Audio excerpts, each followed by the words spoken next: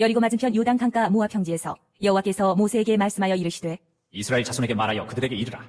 너희가 요단강을 건너 가나안 땅에 들어가거든 그 땅의 원주민을 너희 앞에서 다 몰아내고 그 새긴 석상과 부어 만든 우상을 다 깨뜨리며 산당을 다 헐고 그 땅을 점령하여 거기 거주하라. 내가 그 땅을 너희 소유로 너희에게 주었습니다. 너희의 종족을 따라 그 땅을 집이 뽑아 나눌 것이니 수가 많으면 많은 기업을 주고 적으면 적은 기업을 주되 각기 집이 뽑은 대로 그 소유가 될 것인즉 너희 조상의 지파를 따라 기업을 받을 것이니라. 너희가 만일 그 땅의 원주민을 너희 앞에서 몰아내지 아니하면 너희가 남겨둔 자들이 너희의 눈에 가시와 너희의 옆구리에 찌르는 것이 되어 너희가 거주하는 땅에서 너희를 괴롭게 할 것이요 나는 그들에게 행하기로 생각한 것을 너희에게 행하리라. 우리나라 사람들은 정복이라는 단어를 들으면 다소 부정적으로 느낍니다. 아주 먼 과거에는 어땠는지 모르겠지만 적어도 근현대사에서는 우리나라가 다른 나라를 정복해 본 일도 없고 도리어 일제에 의해 고통을 당한 경험이 있기 때문이겠죠. 그 땅의 원주민들을 너희 앞에서 몰아내고 그 땅을 점령하여 거기 거주하라. 오늘 본문에 등장하는 표현들이죠. 서부 개척 시대의 북아메리카 원주민들의 입장이나 또 제국주의 시대의 식민 통치를 당했던 입장에서 보자면 성경에 이런 표현이 있다는 사실이 당혹스럽게 여겨지기도 합니다. 때문에 가나안 정복 전쟁은 기독교를 비난하고자 하는 사람들의 단골 메뉴이기도 합니다. 이런 정복 전쟁을 허락하신 하나님이 어떻게 선한 분이냐는 거예요. 가나안 땅을 정복하는 이스라엘을 보며 지금도 그런 전쟁을 치러야 한다는 명령으로 받아들여서는 안 됩니다. 예수님의 십자가가 모든 것을 바꾸었기 때문입니다. 예수님은 로마나 헤롯과의 전쟁이 아니라 인간을 계속하여 악에 빠뜨리는 진정한 대적과의 싸움에서 승리하셨습니다. 그것이 무엇이었나요? 우리 죄악과 악한 본성, 그리고 그것을 부추기는 어둠의 세력이 바로 우리가 무찔러야 할 진정한 대적인 것입니다. 성령께서 내주하시는 신약 시대에는 외부의 적을 향한 육신의 싸움이 아니라 철저히 우리 내면에서부터 문제를 다루어야 합니다. 다시 말해 구약에서 펼쳐지는 가나안 정복 전쟁은 우리의 내면에서 반드시 치러져야 할 전쟁이 있음을 상기시킵니다. 사도 바울이 전쟁 용어를 사용할 때는 언제나 우리의 내면과 우리의 생각을 향해서 사용합니다. 고린도후서 10장 3절로 5절 말씀, 우리가 육신으로 행하나 육신에 따라 싸우지 아니하노니 우리의 싸우는 무기는 육신에 속한 것이 아니요 오직 어떤 견고한 진도 무너뜨리는 하나님의 능력이라. 모든 이론을 무너뜨리며 하나님 아는 것을 대적하여 높아진 것을 다 무너뜨리고 모든 생각을 사로잡아 그리스도에게 복종하게 하니.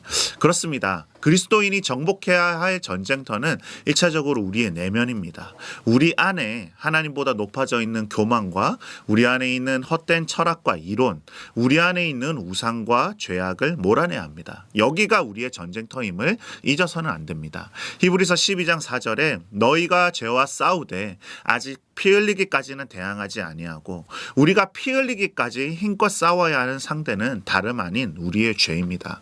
다시 민수기 본문으로 돌아가면 하나님은 이렇게 경고하고 계시죠. 민수기 33장 55절 56절, 너희가 만일 그 땅의 원주민을 너희 앞에서 몰아내지 아니하면 너희가 남겨둔 자들이 너희의 눈에 가시와 너희의 옆구리에 찌르는 것이 되어 너희가 거주하는 땅에서 너희를 괴롭게 할 것이요 나는 그들에게 행하기로 생각한 것을 너희에게 행하리라. 안타깝게도 이 하나님의 경고는 그대로 이스라엘의 역사가 되고 맙니다.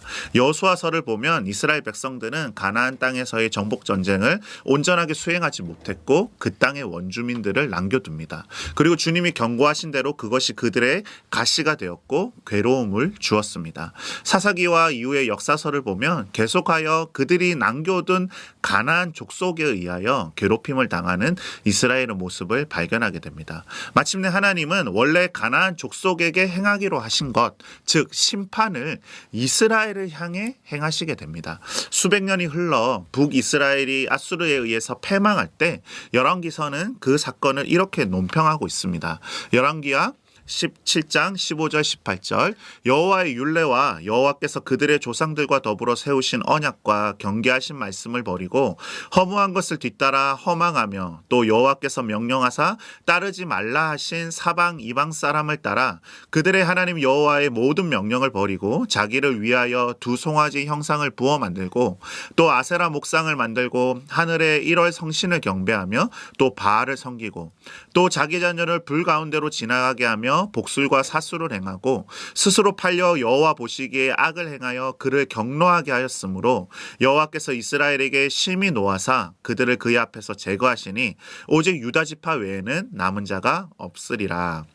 너희가 남겨둔 자들이 너희 눈에 가시가 되고 옆구리에 찌르는 것이 되어 너희를 괴롭게 하리라.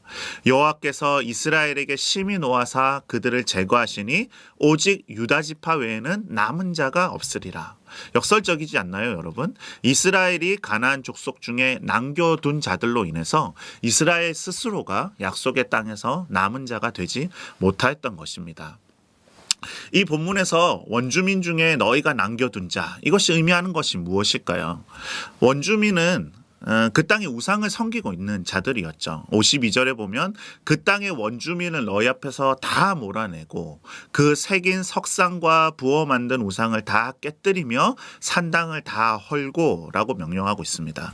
가나안 원주민을 모조리 진멸해야 됐던 이유는 그들이 그들의 신과 뗄 수 없는 관계로 연결되어 있었기 때문입니다. 그것들을 남겨두면, 그 원주민들을 남겨두면 이스라엘이 그것에 유혹되어 참되신 하나님으로부터 돌아서게 될 것이기 때문이었습니다. 애굽 사람들도 마찬가지였죠. 민수기 33장 4절로 거슬러 올라가면 애굽인은 여호와께서 그들 중에 치신 그 모든 장자를 장사하는 때라 여호와께서 그들의 신에게도 별을 주셨더라. 애굽 사람은 심판하신 것은 곧 그들의 신, 헛된 우상을 심판하는 의미를 가지고 있었던 것입니다. 앞서 민수기 본문에서 모세는 미디안과의 전쟁에서 전리품으로 여자들을 남겨두었던 군인들을 꾸짖었죠. 왜 그랬나요? 그 미디안 여인들을 남겨두면 그들이 결국 이스라엘을 우상 숭배로 이끌 것이며 이스라엘의 다음 세대가 망가지게 되고 결국 하나님이 허락하신 땅에서 쫓겨나게 될 것을 두려워했던 것입니다. 사도 바울은 이런 이스라엘의 역사를 그대로 인용하여 그리스도인들의 거룩에 대하여 가르치고 있습니다.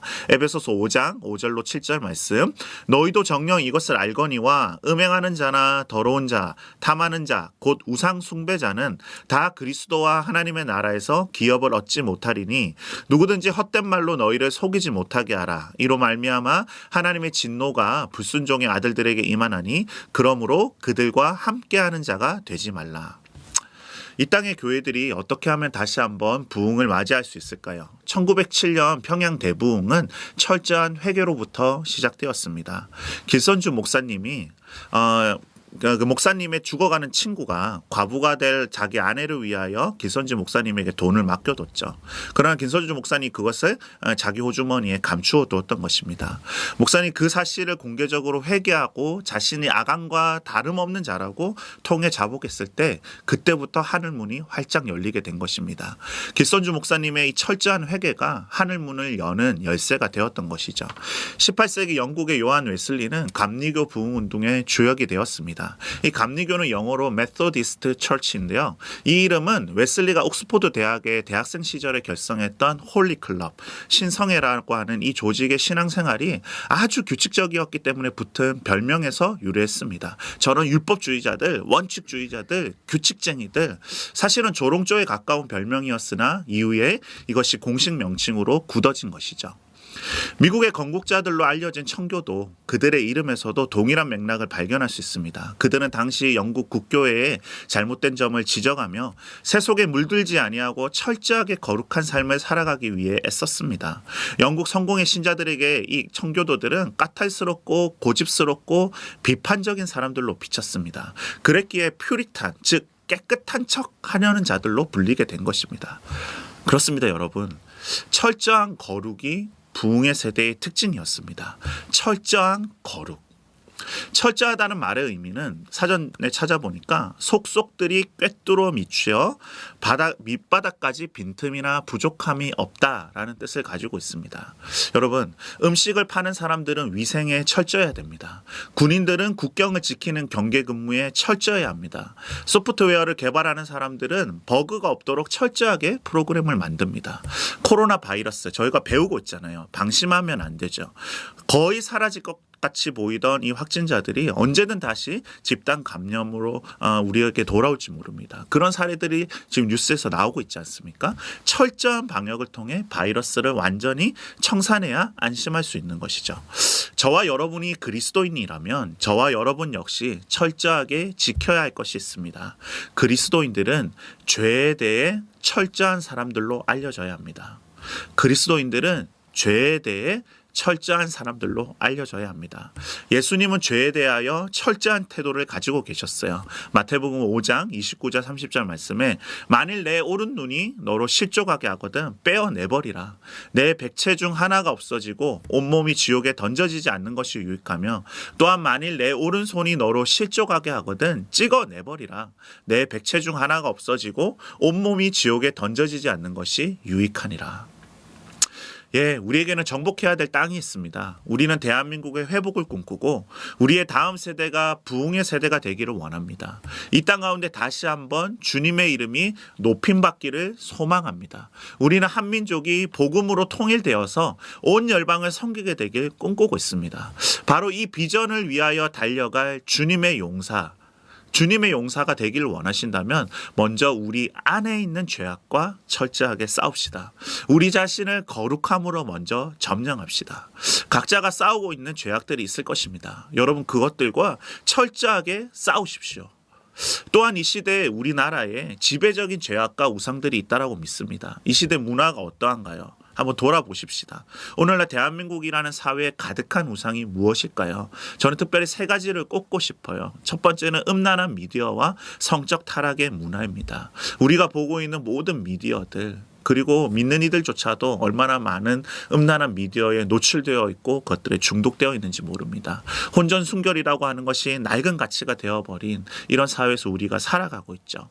두 번째는 자녀들의 입시 라고 생각합니다. 결국 대한민국이 정해놓은 이 성공이라는 길을 쫓아서 청소년 자녀들 어찌 보면 그거보다 더 어린 시절부터 대한민국이 가르쳐놓은 성공의 길로 우리 자녀들을 키우려고 하는 것들 그런 과정 가운데 정말 하나님의 말씀을 배우고 성경적인 세계관을 우리 자녀들에게 가르치는 일에 우리가 소홀하고 있지는 않는가요? 또한 저는 부동산 투기 문제가 있다고 생각합니다. 결국 이 땅에 정말 돈 많은 자들이 계속해서 땅을 잠식해 들어가기 시작할 때 가난한 자들의 고통이 더욱더 심해지고 있죠. 여러분 우리가 이 세대에 속해 있는 이상 우리도 이런 죄악들에 자유롭기가 쉽지 않을 것입니다. 그것이 강력하기 때문에 우리 그리스도인의 마음과 삶 속에서 반드시 싸우고 몰아내야 할 죄악인 것입니다. 여러분 우리가 반드시 정복해야 되는 죄악이 있습니다. 스스로를 돌아보십시오. 이것들을 몰아내지 않는다면 이것이 우리의 괴로움이 될 것입니다. 우리가 남겨둔 죄악이 우리의 눈에 가시가 되고 우리의 옆구리에 찌르는 것이 되고 우리가 누릴 수 있는 모든 축복과 그 기쁨과 은혜를 다 우리에게서 빼앗아 가버리게 될 것입니다. 그리고 궁극적으로 어떻게 될까요? 말세에 온 세상이 당하게 될 심판이 있습니다. 그 심판에서 벗어나기 원한다면 우리 안에 남겨둔 죄악을 지금 과감히 청산해야 합니다. 혹시나 싶은 마음에 남겨두지 마십시오. 계시록 22장 14절 15절 말씀은 이렇게 기록하고 있습니다. 자기 두루마기를 빠는 자들은 복이 있으니 이는 그들이 생명나무에 나아가며 문들을 통하여 성에 들어갈 권세를 받으려 함이로다. 개들과 점술가들과 음행하는 자들과 살인자들과 우상숭배자들과 및 거짓말을 좋아하며 지어내는 자는 다 성 밖에 있으리라. 우리가 이 말씀으로 우리 자신을 돌아봤으면 좋겠습니다. 우리의 두루마리, 우리의 누추하고 더러워진 우리의 의복을 깨끗하게 빨기를 원합니다. 이제까지 지은 죄가 있다면 여러분 주님 앞에 고백하십시오. 주님 죄송합니다. 결단하고 도움을 구하십시오. 주님 제가 철저하게 거룩한 삶 살기를 원합니다. 도와주세요 주님. 제 안에 생명의 성령의 법이 이기게 해주세요. 제가 죄를 죽이도록 성령의 소욕이 저의 내면을 정복하게 하옵소서. 저는 주님의 것입니다. 제 마음은 전부 주님의 것입니다. 그 어떤 땅도 단 한 평도 우상에게 죄악에게 내어주기를 원치 않습니다. 주님 제 안에 음란함을 죽이기 원합니다. 제 안에 음료를 죽이기 원합니다. 제 안에 우상을 부수기를 원합니다. 제 안에 산당을 다 허물기를 원합니다. 주님 도와주시옵소서. 이러한 고백과 결단으로 주님의 도우심을 구하는 기도를 함께 드렸으면 좋겠습니다. 그리스도인 여러분, 철저하게 거룩하십시오. 이를 위해 싸우십시오. 여러분 안에 있는 죄악을 남김없이 죽이십시오.